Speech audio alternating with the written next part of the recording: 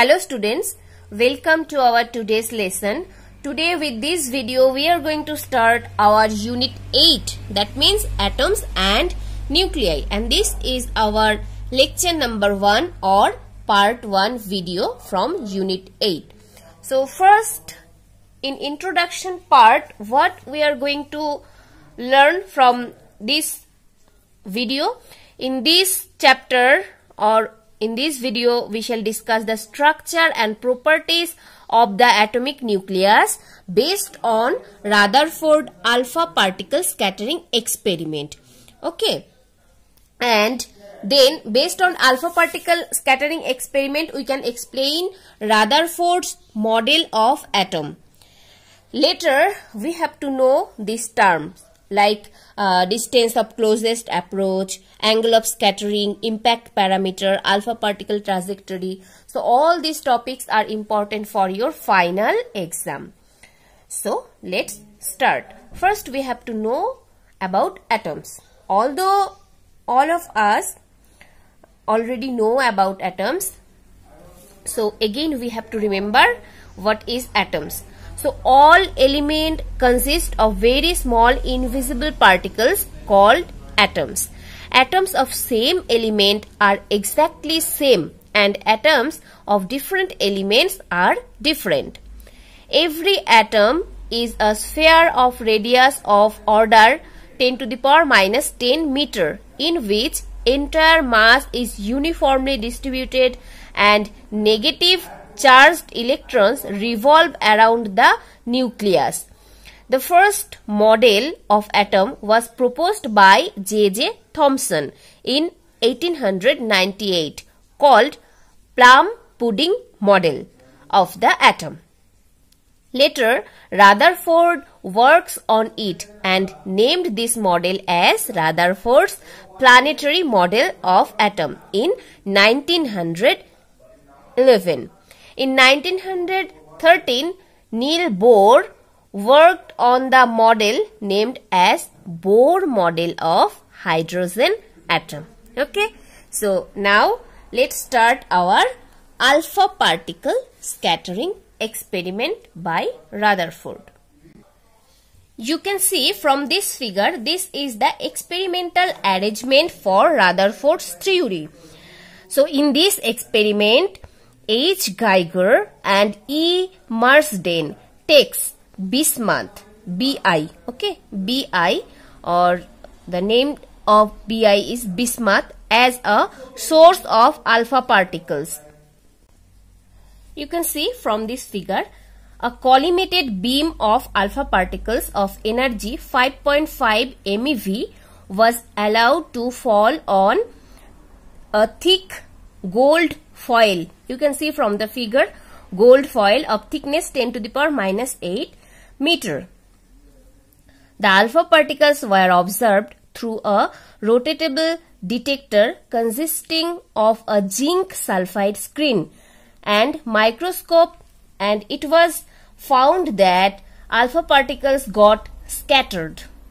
These scattered alpha particles produced scintillations on the zinc sulfide screen. Now, these scintillations were counted at different angles from the direction of incident beam.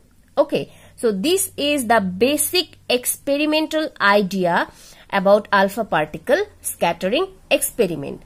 Later, we have to know observations for this alpha particle scattering experiment. So what was the observation from this experiment? Number 1, most of the alpha particles passed through the gold foil without any appreciable deflection. Number 2, only about 0.14% of the incident alpha particle scattered by more than 1 degree. Number 3, about 1 alpha particle in every 8,000 alpha particles deflect by more than 90 degree.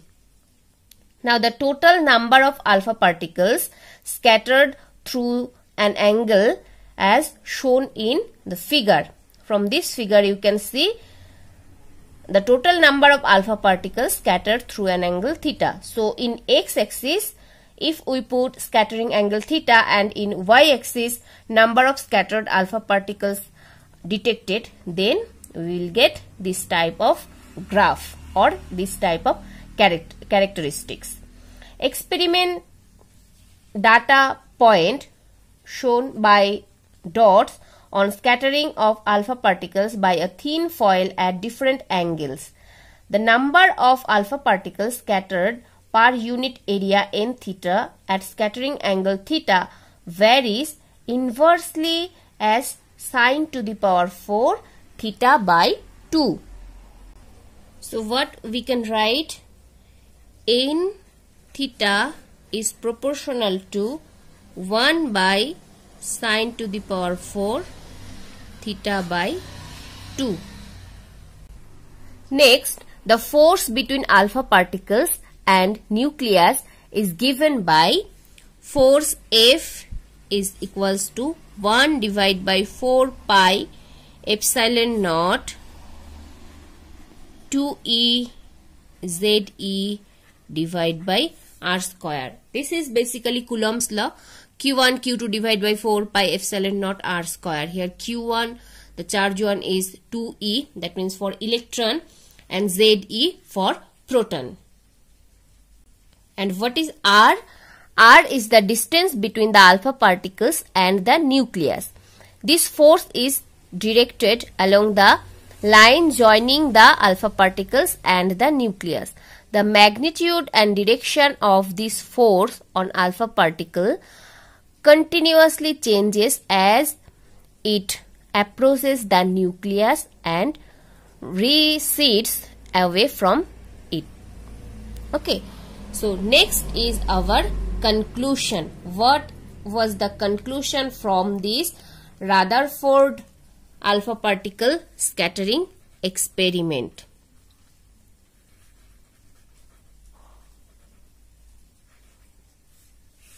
So conclusions.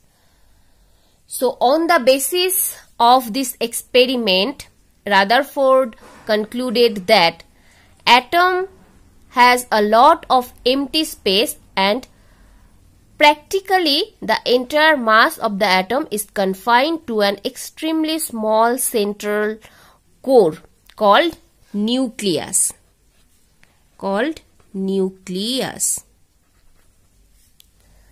Whose size is of the order of 10 to the power minus 15 meter. 10 to the power minus 15 meter to 10 to the power minus 14 meter.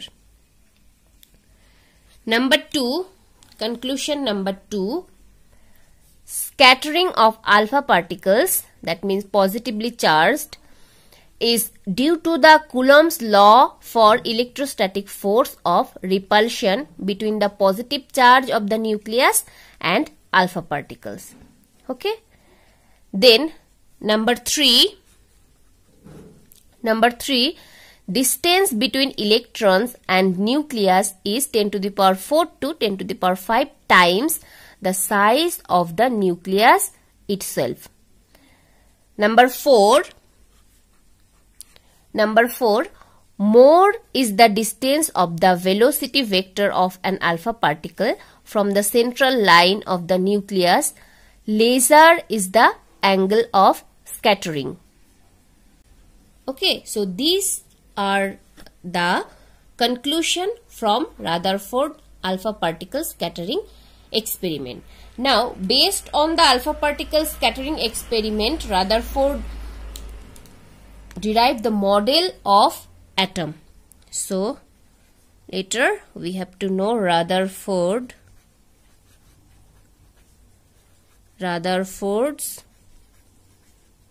model of atoms.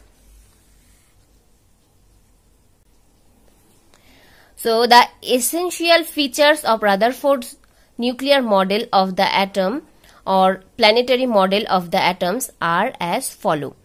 Every atom consists of a central core called the atomic nucleus. in which the entire positive charge and atomic and almost entire mass of the atom are concentrated. I repeat, every atom consists of a central core called the atomic nucleus, in which the entire positive charge and almost entire mass of the atom are concentrated. The size of nucleus is of the order 10 to the power minus 15 meter. The atomic nucleus is surrounded by certain number of electrons. As atom on the whole is electrically neutral, the total negative charge of the electrons surrounding the nucleus is equal to total positive charge on the nucleus. Next, these electrons revolve around the nucleus in various circular orbits, as the planets do around the sun. The centripetal force required by electrons for revolution is provided by the electrostatic force of attraction between the electrons and nucleus. Okay. Now our next topic, distance of closest approach. As the alpha particles approach the nucleus, the electrostatic force of repulsion due to nucleus increases and the kinetic energy of alpha particle goes on converting into the electrostatic potential energy. At a certain distance r0 from the nucleus, whole of the kinetic energy of alpha particle converts into electrostatic potential energy, and alpha particles cannot go further close to nucleus. This distance r0 or r0 is called distance of closest approach. So at distance of closest approach, kinetic energy of the particle, kinetic energy is equals to electrostatic potential energy. Kinetic energy is equals to electrostatic potential energy. So we can write kinetic energy K is equals to 1 divided by 4 pi epsilon naught ZE into 2E divided by R0. This is potential energy and this is kinetic energy. As charge on alpha particle is 2E. Okay, this 2E means charge on alpha particle, and the charge on nucleus is Ze, where Z is atomic number. Now from here we can find out the value for R0 is equals to 1 by 4 pi epsilon naught 2 Z square divided by K, or R0 is equals to 1 by 4 pi epsilon naught 2 Z square divided by half m v square. Half m v square. This is where m is the mass of particle, v is the initial velocity of the particle. So from this formula it is clear that distance of closest approach of alpha particle to the nucleus depends on the kinetic energy of the particle. Okay, kinetic energy half m v square, and R0 is depends on the kinetic energy of the particle. Okay, next, angle of scattering. So what is angle of scattering?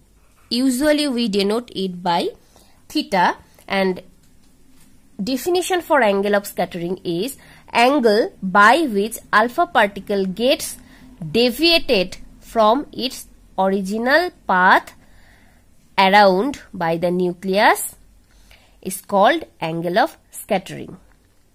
Angle by which alpha particle gets deviated from its original path around the nucleus is called angle of scattering. Okay. Now, impact parameter. Impact parameter is very important for MCQ and as well as very short answer type question. So what is impact parameter? Impact parameter, we denote it by B, and this is perpendicular distance of the velocity vector of alpha particle from the central line of the nucleus of the atom is called impact parameter. And mathematically we can write for impact parameter B is equals to 1 divided by 4 pi epsilon naught Z square cot theta by 2 divided by kinetic energy, where B is the impact parameter and theta is the angle of scattering. So if question come like this, what is the relation between impact parameter and angle of scattering, then also you have to write this equation. Okay, B is equals to 1 by 4 pi epsilon naught Z square cot theta by 2 divided by kinetic energy. And kinetic energy of alpha particle is half mv square, half mv square. M is mass, V is velocity. Okay, next and our last topic for today's class is alpha particle trajectory. So alpha particle trajectory, the alpha particle which passes through the atom at a large distance from the nucleus experiences a small electrostatic force of repulsion due to the nucleus and hence undergo a very small deflection. The alpha particle which passes through the atom at a close distance from the nucleus suffer a large deflection. The alpha particles which travel towards the nucleus directly slow down and ultimately comes to rest, and then after being deflected through 180 degree retrace their path. You can see from this figure here the trajectory of alpha particles close to an atom is shown. Okay, that's all for today's class. Now I am sharing the note for Rutherford's model of atom and angle of scattering and impact parameter. Thank you so much for watching the video.